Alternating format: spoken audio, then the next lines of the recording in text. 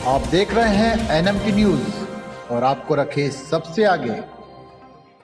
महाराष्ट्र के उप मुख्यमंत्री देवेंद्र फडणवीस ने शिवसेना यूबीटी नेता उद्धव ठाकरे पर उन्हें एक फेल मुख्यमंत्री बताया। उन्होंने कहा है कि एकनाथ शिंदे की सरकार मुंबई में उन चीजों को ठीक करने के लिए मजबूर है जिन्हें वर्षों पहले ठीक किया जाना चाहिए था। फडणवीस ने कहा कि उद्धव ठाकरे को मुंबई के लोगों ने कई मौके दिए लेकिन उन्होंने उनके लिए कुछ नहीं किया।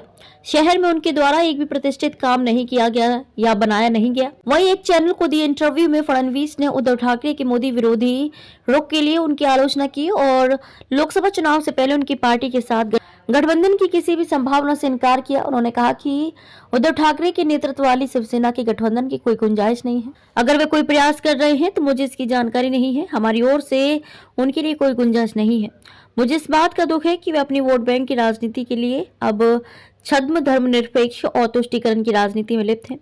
बाल ठाकरे का बेटा कैसे कर सकता है सीएए का विरोध? देवेंद्र फडणवीस ने हिंदूवादी दिवंगत नेता और शिवसेना के संस्थापक बाल ठाकरे को याद करते हुए उनके बेटे उद्धव पर जोरदार हमला बोला है। महाराष्ट्र के पूर्व सीएम ने कहा कि उद्धव ठाकरे ने नागरिकता संशोधन अधिनियम का विरोध किया है। मुझे ये समझना मुश्किल हो रहा है कि बाल ठाकरे का बेटा ऐसा कैसे कर सकता है। फडणवीस ने सीट बंटवारे, महाराष्ट्र और मुंबई में बुनियादी ढांचे के विकास, संभावित नए सहयोगियों और पिछली सरकार की कमियों के बारे में खुलकर बात की। शिवसेना और एनसीपी में विद्रोह के बाद महाराष्ट्र की राजनीति के बारे में पूछा गया तो उन्होंने कहा कि आज महाराष्ट्र में दो ही खेमा है, एक पीएम मोदी के साथ है और दूसरा उनके खिलाफ है। लोगों ने उन लोगों को वोट देने का फैसला किया जो पार्टी या प्रतीक की परवाह किए बिना ही पीएम के साथ है। फडणवीस ने गठबंधन के बारे में कहा कि भाजपा हमेशा अपने सहयोगियों के साथ काम करती है, उन्हें साथ लेकर चलती है। उन्होंने ये भी कहा कि लोकसभा चुनावों में भाजपा के पास अधिक सीटें और विधानसभा चुनावों में सहयोगियों को बड़ी हिस्सेदारी देने का कोई फॉर्मूला नहीं है।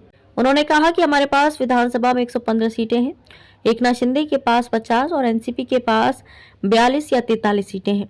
हम अभी भी गठबंधन में सबसे बड़ी पार्टी हैं। हमारे सहयोगी भी इसे समझते हैं, लेकिन मैं निश्चित रूप से ये कह सकता हूं कि उनका सम्मान किया जाएगा। हम विधानसभा चुनाव भी साथ मिलकर लड़ेंगे और जीतेंगे।